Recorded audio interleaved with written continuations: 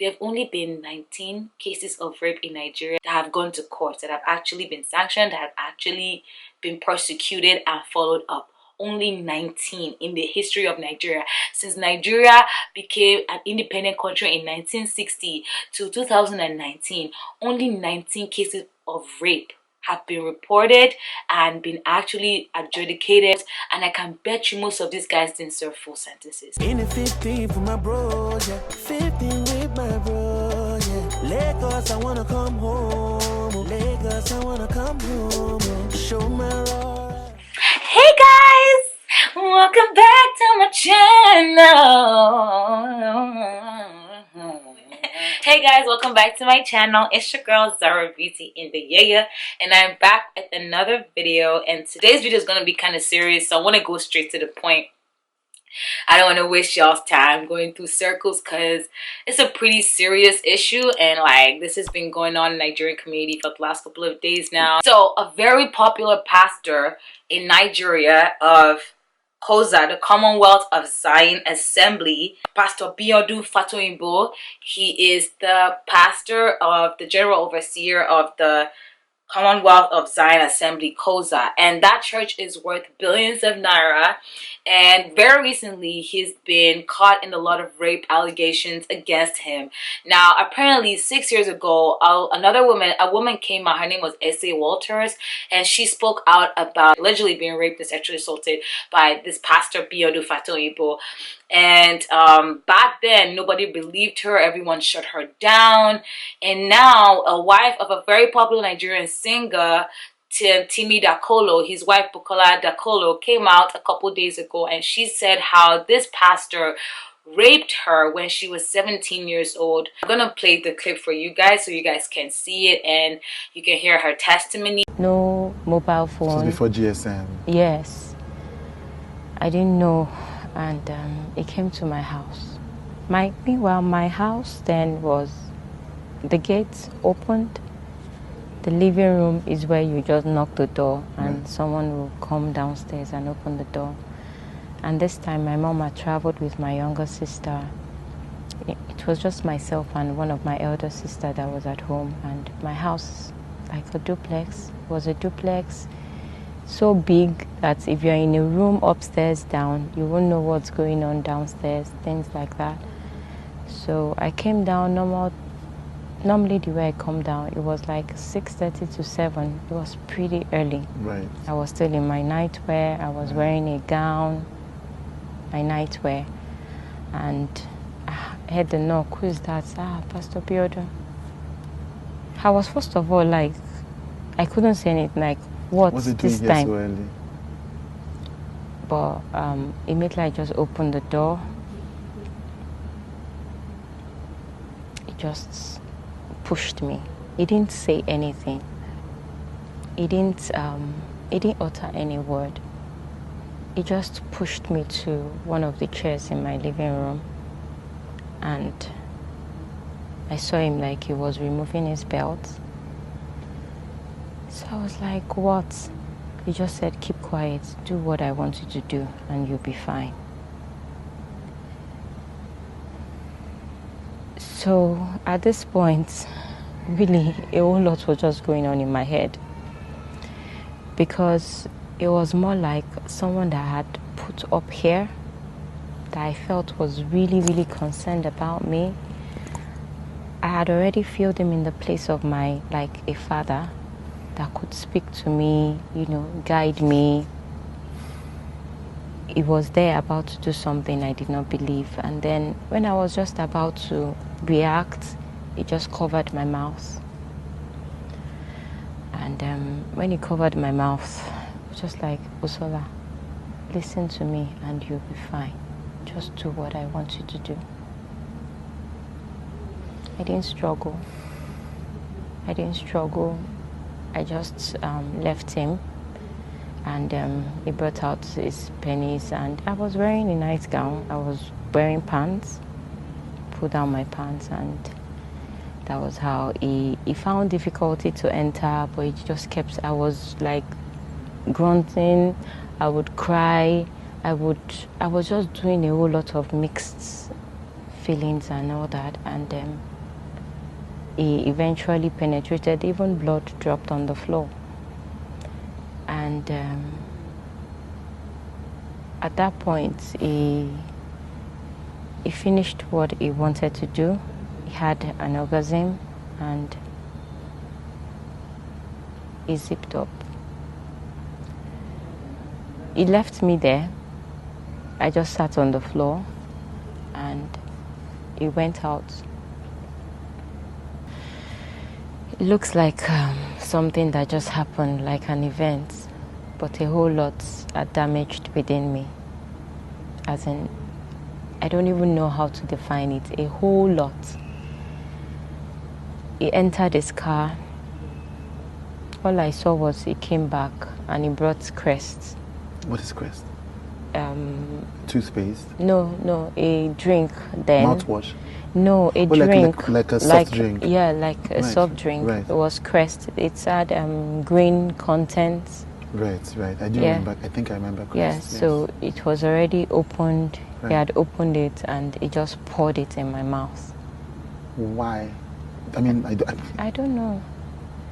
So he poured it in my mouth and I had to just be swallowing it as he was pouring, swallowing it. And he finished and he was now tapping me like, you should be happy I'm the one that did this to you. Okay. Right. So, and then he left. After that video came out, other women came out to say how they have been sexually assaulted by the same pastor.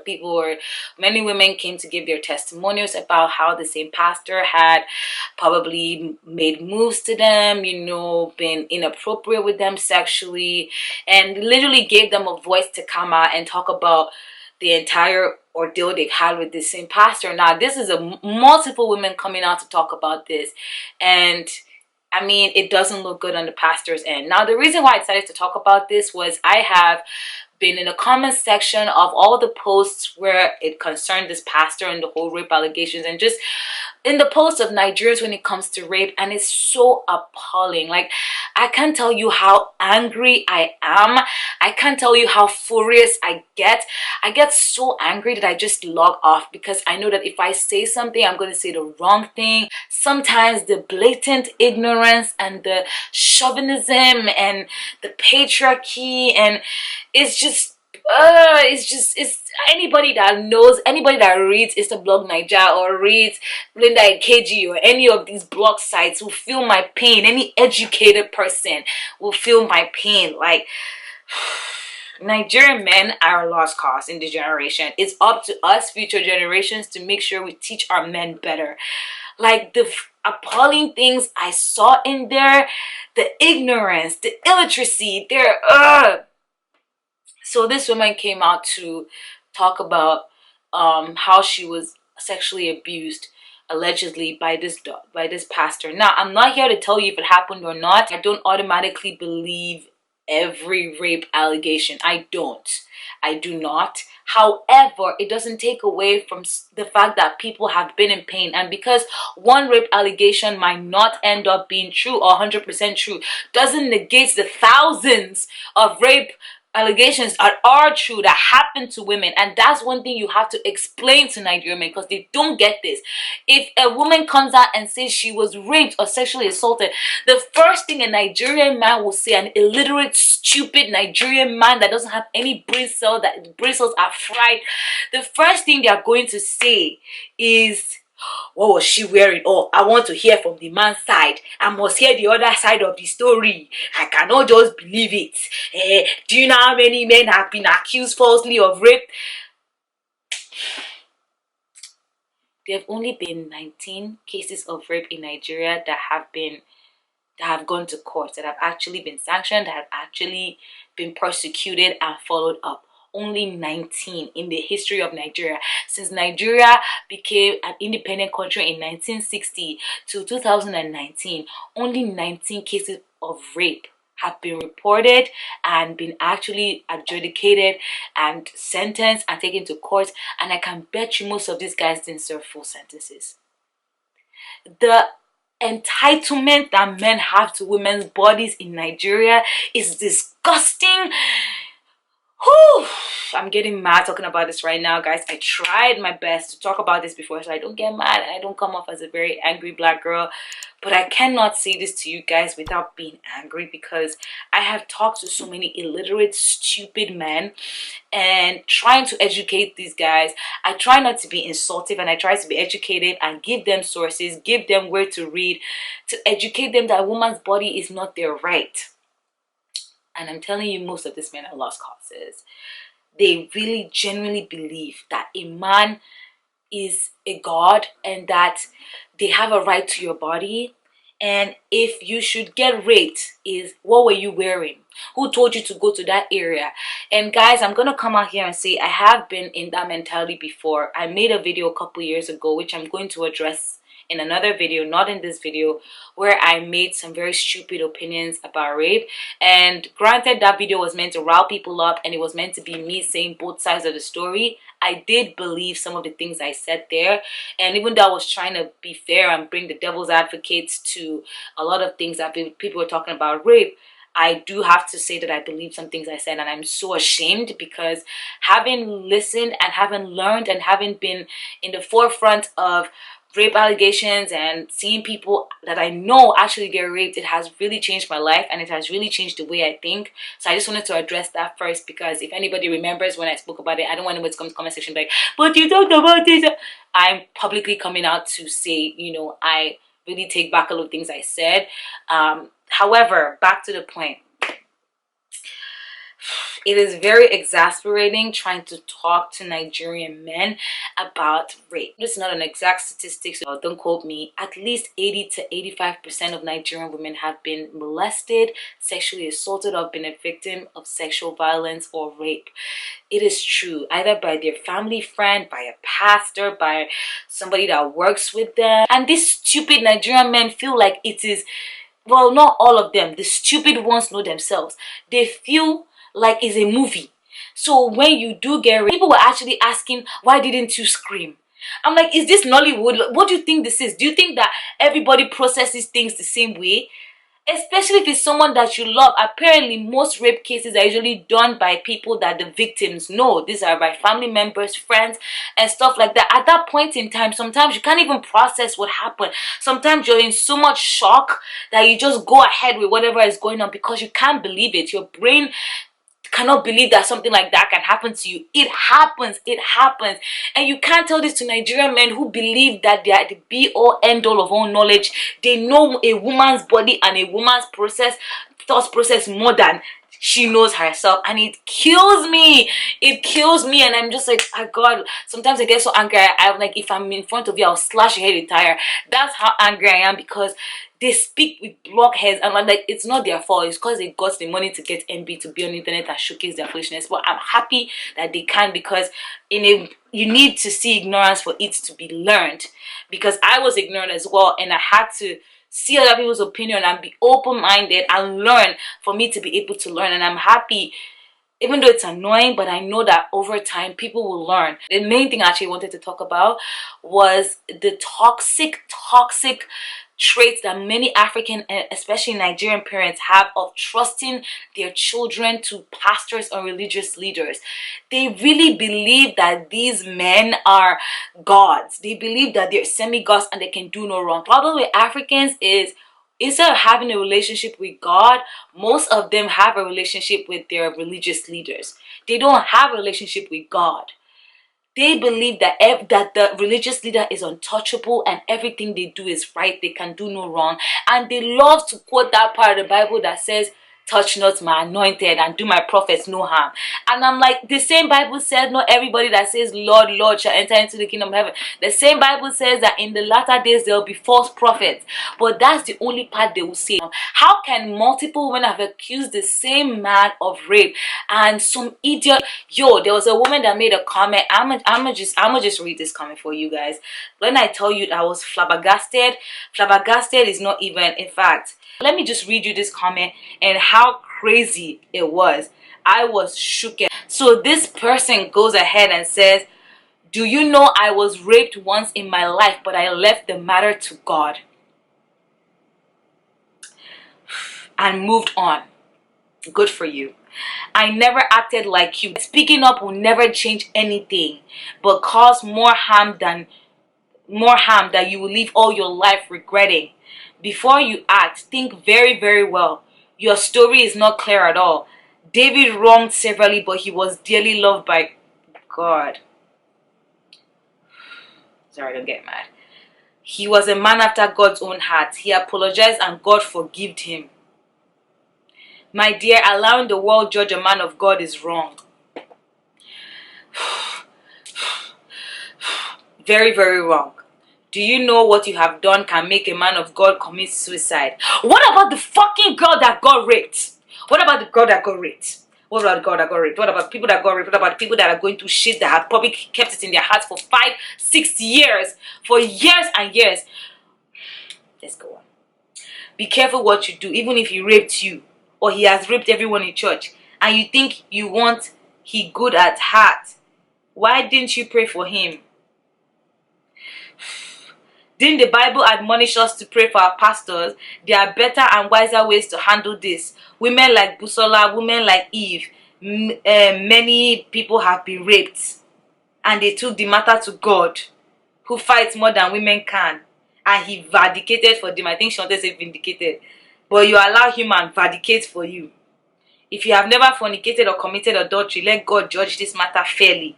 I agree, a lot happens in churches. I agree, but wisdom is profitable to guide. Do you know what people go through? But apply wisdom on how to react. Pastors are human beings with flesh. They make mistakes. Your duty is to pray. Because if you get to their shoes, you may do worse.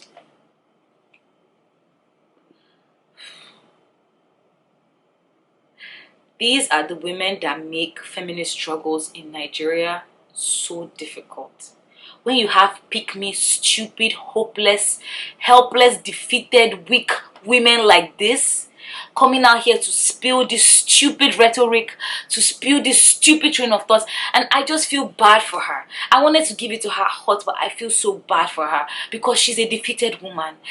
Like when you have the whole world against you, when you have your tradition against you as a woman, when you have your religion that you follow with your whatever religious leaders you follow, when they are against you, your right as a woman, when you're seen as a second-class citizen, when you're seen as an object, when you're seen as a property, what else can you do? How else can you think? You can see that this is a defeated woman. She doesn't have any self-worth. Pray. Are you stupid, man? When there is justice on earth, you need to pray for your pastor that raped women and consider. That's why the man can feel so bold to rape these women, because they know that you are nothing and you believe that you are nothing, because they know he can easily manipulate his audience. That's why pastors are very good orators. They know how to turn things around and twist things to make them look like they are the victims.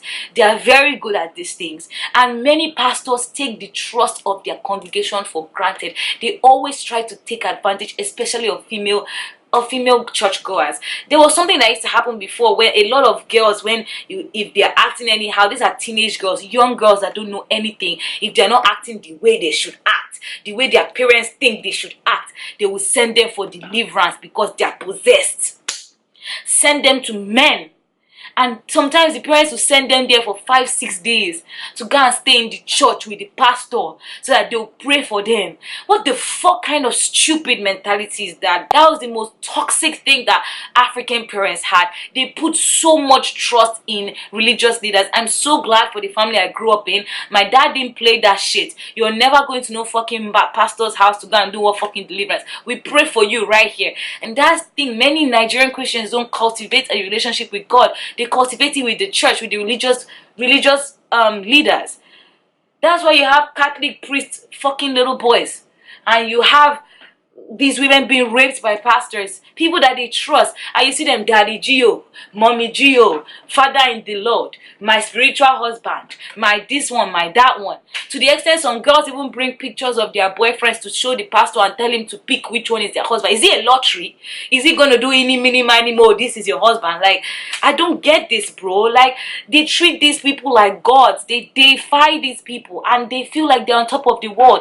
I'm telling you, all these men will come out against him. He's stupid, brainwashed, church members will still be saying, "It's a lie, she's a liar, the story doesn't add up. Why didn't she scream?" So me just were actually asking, "Oh, he came to your house at 6:35 a.m. But didn't you know?"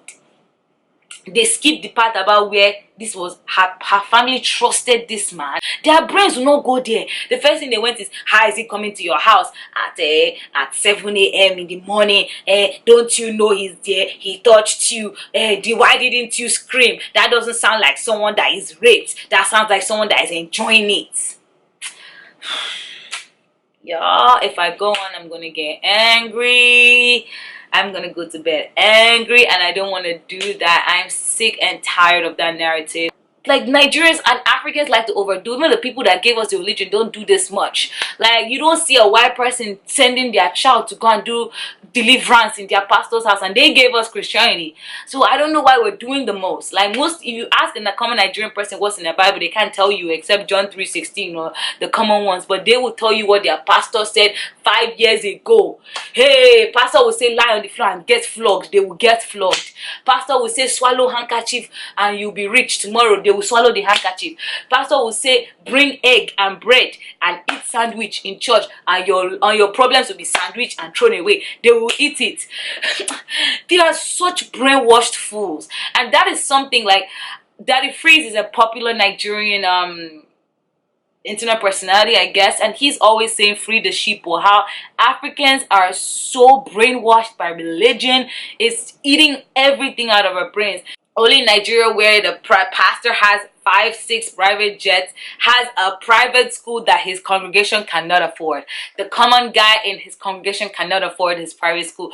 Only a Nigerian church that they will have a hospital, and the common churchgoer cannot afford to go to the hospital. Only in Africa, where they have 170 something private jets, 130 of them are owned by Nigerians, and half of those are pastors and politicians. It's just crazy. A church is just a business, and the pastor is a good motivational speaker. That's basically what it is. Gone are the days where churchmen fellowship, where it was 2 or 3 gathered and Christ is there spreading the word of God. Now it's a money-making machine. It's how can we make the most money? How can we bring the most members? Everything is numbers right now. And it's crazy because we're turning away from the real reason for God, Christ, salvation, and we're moving towards vanity. And it kills me because African parents, we need to do better, and we need to do better. This is real. Many girls have been sexually assaulted by people they trusted, religious leaders, brothers, uncles, aunties, and they've been taught to keep quiet because stupid and weak women like this say things like this, saying you should pray for them. How you pray for your rapist? To do what? He should rape more people. His dick shouldn't fall as he's raping them. Let him not have STD. Like, what kind of stupid mentality is that? Like, instead of you to find a way for this guy to get to book because he is a danger and menace to society, you're saying to pray for him because he's a pastor and he goes through temptations. That's why he raped you and raped other women. Girl, I'm tired. I'm motherfucking tired of that rhetoric. I'm tired. And I just want to let anybody out there know that you should speak out. It's never too late. Whenever you feel comfortable to speak out, speak out. And I know there's a stigma. I know that it might be hard. Many stupid Nigerian men are saying, "Oh, why is it that now everything is coming out, rape everywhere?" Because we've been stifled for a long time. We've been shut down and we've been forced to shut up because no one was going to listen to us. Because if you get raped, it's because of what you were wearing. How did you seduce him? Why did you say yes to come and see him in his house? Why did you let him open the door for you? Why did you let him pick your pen up for you? You wanted it. Because we've been told all of that, and you say your story and people insult you, belittle you, call you names. So right now, this is our chance to be honest and to speak our truth. So if you're a man and you're asking, "Oh, why is it now that all the women are coming out with rape?" It's because we are finally tired. We are ready to speak out. We are ready to take back our time, reclaim our time, and reclaim ourselves. We are no longer a victim. Many girls develop sexual trauma as a result of being molested as children or raped as children. And they learn, and they do not know how to trust people, or even they don't know how to understand relationships anymore because they always feel it's a power struggle. It's real. It is real. It is real. And Nigerian men have to educate ourselves, and we'll keep on coming out about rape allegations till we bring those people to book, till it becomes criminalized, till people actually serve jail time for this in order to stop and curb other men from doing the same. Even just if it's just by walking on the streets in Lagos or walking on the streets in African country, the cat calls, they just feel so entitled to your body, touching your body. I'm so glad that because of social media, we're able to spread the word and the awareness that women are not your properties. You know, there's been a huge awakening. There's been movements in Lagos about women saying, don't touch us. Don't touch us. We're coming to buy things in the market and you're touching us inappropriately. And I'm so happy for that. And I'm just hope that it's a momentum that we can continue to eradicate this feeling of possession, this feeling that a man has a right and entitlement to a woman's body. And I'm so proud of Busola, Dakolo for coming out, and all the other men for coming out. Like I said, it's still an allegation. We don't know if it's true or not, but till it's proven true, their courage to come out and speak their truth has empowered many women that have gone through these things, that have their rapists out to book. You have men that are raping little girls, 3-year-old girls, and it's crazy because this is the South. There's still many girls in the northern part of Nigeria that don't have this voice. They're not empowered.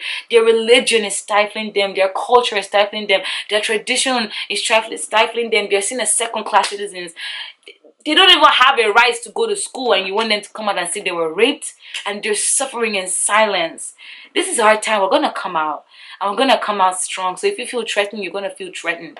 And if you keep equating, oh, how many rape cases have been false? For every false rape case, there's been 1,000 real rape cases that have been overlooked. Should you throw away those cases because one of them wasn't true?